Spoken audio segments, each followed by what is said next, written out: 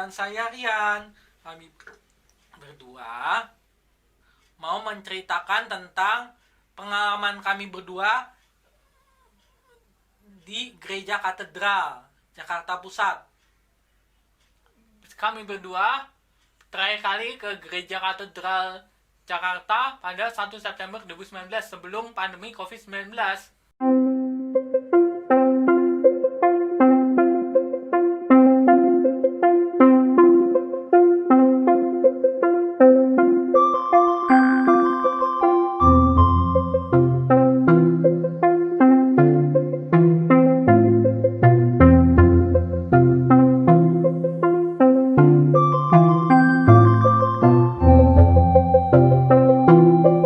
Pada saat itu kita belum tahu nih jadwal misa untuk saat itu. Makanya saya akan menanyakan informasi sebenarnya jadwal misanya itu ternyata jam 6, jam 8, jam 10.30 untuk hari Minggu pagi. Dan waktu tahun 2018 kami berdua pernah ke Gereja Katedral untuk membantu kegiatan acara mengamen di sekitar Gereja Katedral Jakarta Pusat bersama teman-teman KMK SF UNJ, yaitu Keluarga Mahasiswa Katolik Sacra Familia UNJ.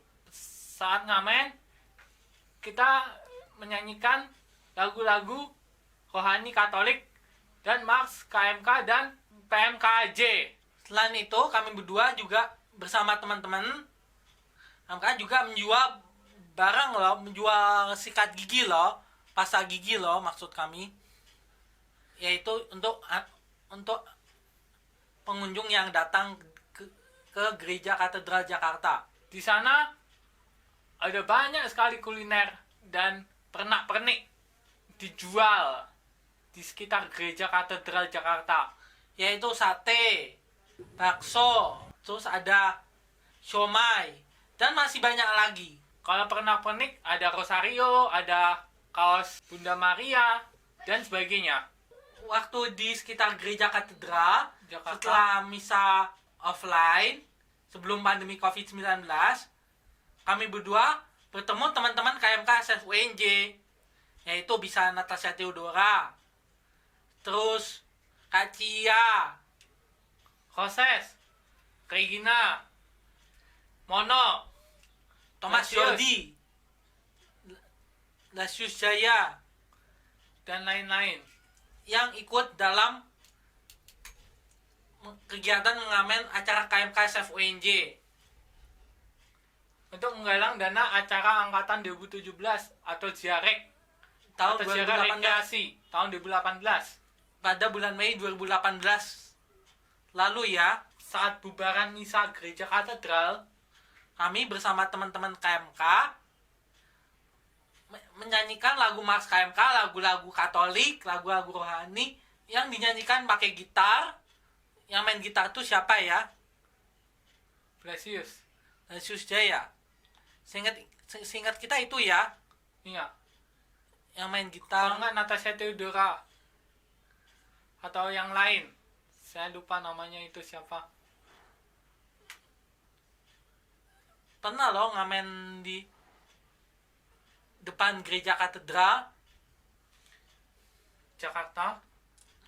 Selain ngamen, kami bisa menikmati makan siang loh sebelum pulang meninggalkan sekitar Gereja Katedral, yaitu bisa makan bakso sapi, sate, ada susu kedelai, dan masih banyak lagi. Waktu berangkat dari rumah ke Gereja Katedral, biasanya kami berangkat naik KRL komuter lain. Kalau waktu bersama orang tua pernah naik busway. Sebelumnya dulu naik busway, naik Mikolas M32, terus Transcity Jatinegara, naik Transjakarta 11, terus Transit Koridor 5 di Kampung Melayu, kemudian Transit Koridor 2 di Senen, kemudian sampai di halte Istiqlal, terus jalan kaki ke Gereja Katedral. Lokasinya halte Istiqlal dan halte Juanda itu nggak terlalu jauh dari Gereja Katedral Jakarta. Maka dari itu transportasi ke Gereja Katedral Jakarta itu sangat mudah sekali. Apalagi sebelum pandemi kita bisa menaiki angkutan umum di sepanjang jalan menuju Gereja Katedral Jakarta. Waktu itu kami berdua pernah loh pulang waktu Minggu Paskah 2018 tuh pulang naik KRL komuter lain, kadang naik KRL, kadang naik busway. Pernah kan pulang dari Gereja Katedral tuh sempat naik bus tingkat. Ya, yang gratis Minggu Paskah 2019.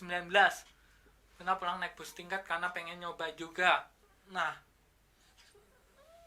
waktu kita pulang dari Gereja Katedral, kita naik KRL, Bapak Mama itu sempat bingung loh gimana cara meregistrasi kartunya itu loh.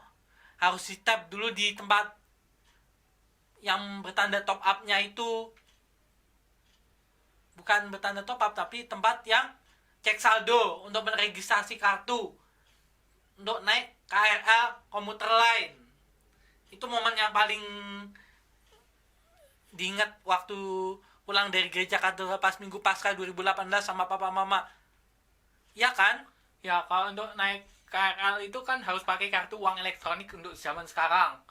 Untuk saat pandemi COVID-19. Ya. Tujuannya agar mengurangi kontak dengan petugas di loket dan mengurangi antrian di loket agar tidak terjadi kerumunan saat pembeli tiket harian berjaminan. Dan akan bertahap, kemungkinan tiket harian berjaminan akan dihapus seluruhnya. Supaya orang itu mau membayar tiket KRL secara non-tunai. Bisa menggunakan kartu multitrip, kartu bank, prabayar elektronik, maupun aplikasi link aja.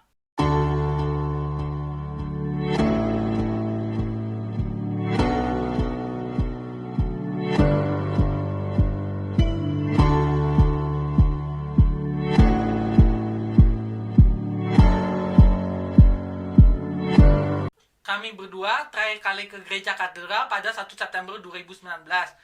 Tujuannya apa? Untuk mendoakan kami berdua agar kuliahnya lancar.